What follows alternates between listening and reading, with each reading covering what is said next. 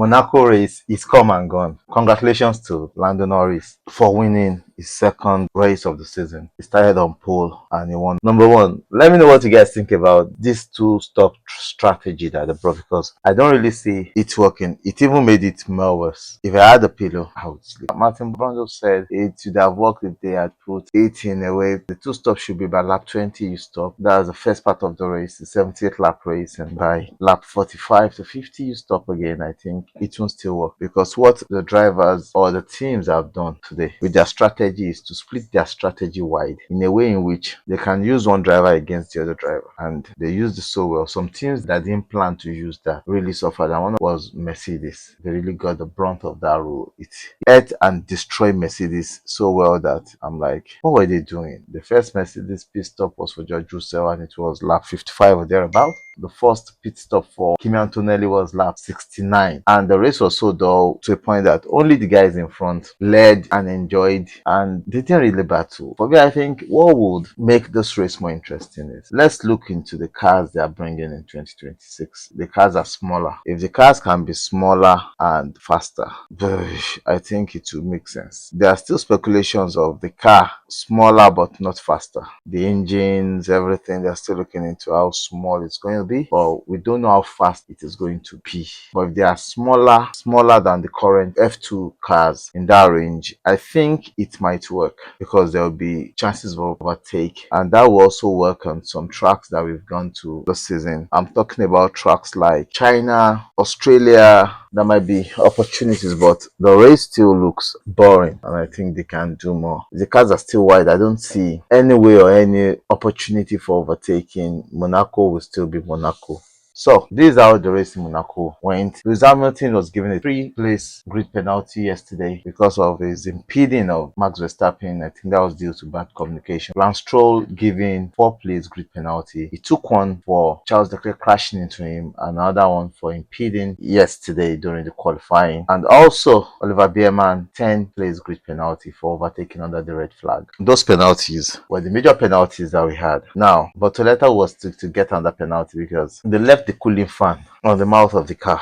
I don't know the pressure with which they are under that got them there. How can you use your teammate to defend others? Which Red Bull and RB were the only teams that came with that strategy. The Racing Bull and the Aston Martin tried using the undercut against Lewis Hamilton. He immediately got into the free here, churned out good pace. He was able to create space, the gap for himself. Pitted, came out ahead of those two cars, and that gave him the 5th position. So while he was in 5th position, he was not really able to get closer to Max Verstappen, because at that point, Liam Lawson backed those that were behind him, kept them in DRS, about 10 cars or more. Max Verstappen also played his own game well, while Oscar Piastri played a better game for his teammate, backed Max Verstappen out. But Liam Lawson did a terrific job today. Good teamwork, got the RBs in great point position. To Aja drove perfectly well. Those that he was ahead, he was able to hold them behind, played the game quite well, and it worked well for them. So for Alonso, Aston Martin, the most unluckiest man on the grid this season. Another race gone in the points and lost it quite well. Engine problem. Lawson gave Aja the chance to make his quick 2 stops as early as 20 laps earlier to create a space that will allow Lawson also to make his own 2 stops without affecting everybody. And Deadly Williams saw that. Williams were smart. Sainz, he backed them up. He did his first change. Sharp was still ahead. Did another change. Was still ahead. Williams did 2 changes with Alex Albon and Sainz behind. And it makes sense for them. And to Pierre Gasly lost his brake. He was the first driver to crash out. I think Alpine had gone backwards since Oliver Ox left. The only 2 DNFs we had were Pierre Gasly and Fernando Alonso. Mercedes, I don't know what they were thinking today. Their strategy was so obsolete. No direction. Immediately they saw that RB and Williams are doing the same thing. I think Mercedes should have pitted one of their drivers, taken a risk, and that might have given them an opportunity, because they ran in DRS of Carlos Sainz for over 60 something laps. What are you thinking? On a track that is very difficult to overtake, if they had pitted George Russell ahead or Kimi Antonelli ahead, they would have a good race. They can jump with the overcut with one driver because they were closely behind each other, jump one of the Williams and got into the point. But they made the race difficult for themselves to the point that they put the two drivers in a desperate situation. George Russell had to overtake Alex Albon. It was a mess for him. He got a drive-through penalty. Kimi Antonelli was just struggling behind the Williams. Mercedes didn't come home with any decent point. They had the opportunity to get at least 1 or 2 points today if they had pitted one of their drivers ahead. But Mercedes today was a total calamity of strategy. Somebody said strategy with Ferrari might be destructive or whatever, but today Ferrari got it right. The only thing I think they didn't get right was they could have gotten 4th position from Red Bull. And how would they have gotten that? If they had communicated to Lewis after the first stop, push,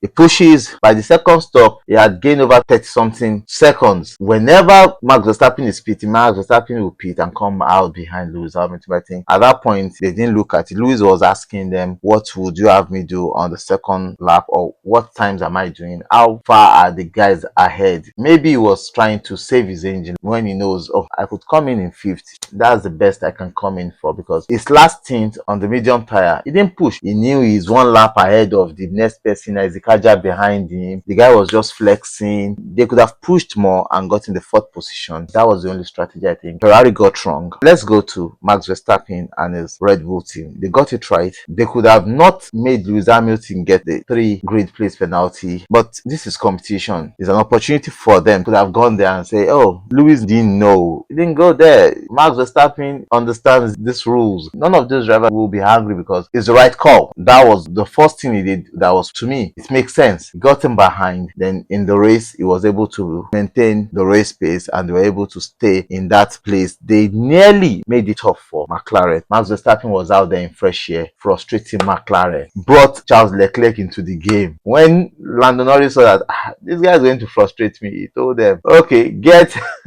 Oscar Piastri back into this game because this guy out there is going to frustrate me. And it was very interesting in the front. It was a bit tricky what Max Verstappen and Red Bull did. They put the McLaren under pressure while they were able to control that pressure. So they had nothing to lose. They would end up in 4th because the Ferrari of Lewis Hamilton was not pushing. Now to McLaren. McLaren, what a great race for them. Started on pole for Lando Norris and they were able to use Oscar Piastri to back Max Verstappen off while giving Lando Norris some cool hair to deal with. And when he was able to also push, he pushed ahead, got some decent time, and fortunately they were still able to end 1st and 3rd the way they started the race. And it was a good race for them, good victory. Charles Leclerc got close to Lando Norris but was unable to overtake because Monaco effect. Like somebody said earlier today on my page, that Monaco is just getting it because of the revenue. Yeah, it's not just the revenue. They have a lot of revenue they are getting from hosting Formula 1 race, but they've gotten it and they'll keep getting it for the next maybe 10-20 years because they've been one of the only tracks that have been on Formula 1 calendar since 1950 when Formula 1 started. Great race for Ocon. He came in 7th. Perfect strategy, perfect racing. He was just lucky. He just fell into the greatness of what RBs were doing and he just dived right there. No struggle, no rush. They gave him whatever he wanted. Cheated, came in 7th. Bortoleto, quite a bad race for him. He did the best he could, but there was nothing he could have added more. An accident at the beginning of the race, which involved himself and Kimi Antonelli. He overtook Kimi Antonelli. Kimi Antonelli overtaking him back, pushed himself into the wall, did 3 stops. The first one on the 1st lap, and that was it for him. His teammate Nico Hülkenberg did a beautiful race, but all of them were just in the shadows of those that parked there, the traffic light. My own point is, was Monaco better than how it was last year? No. Was the racing great?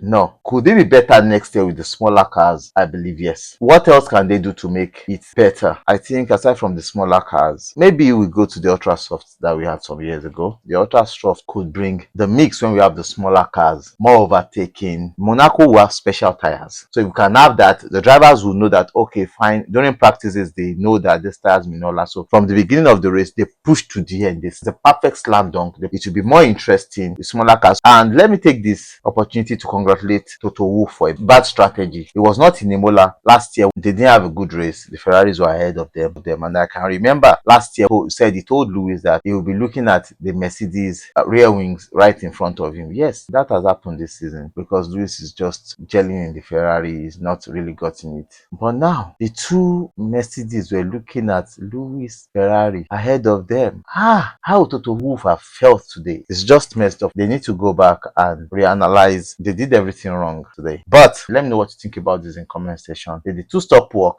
Is Monaco still one of the biggest races you think? And to Mercedes, I've said it this like 3-4 races ago that Mercedes know their reality. What are they doing to it? They brought upgrades in Imola. The upgrades definitely have not worked. And Mercedes by now should know that it's not working. So what are they doing to make their upgrades work? Spain is just 5 days and they need to do something special. And to Red Bull, the team concentrated on one driver. They need to do more. Yuki Tsunoda never had a good qualifying. As it has not helped him, it has not helped the team. It has put the team on the back foot. And I think now they should look at what they need to do, because as it is now, they might be going fourth on Drivers' Championship by Spain, and that might be a worse thing for them. We are opening a WhatsApp channel so we can have a big community. You can see the videos first, see the BTS, and see how you can benefit from this community. This is the greatest F1 channel in Nigeria, and I want you all guys to be part of it. I love you guys. Thank you. Let's take this channel to over 1 million. I said yesterday to 100,000, 200,000, but I want it to go over 1 million. Let's be part of the channels that will change the face of Formula One and racing in Nigeria, because we are losing our stars to the world. Thank you so much, guys. I love you guys. Bye.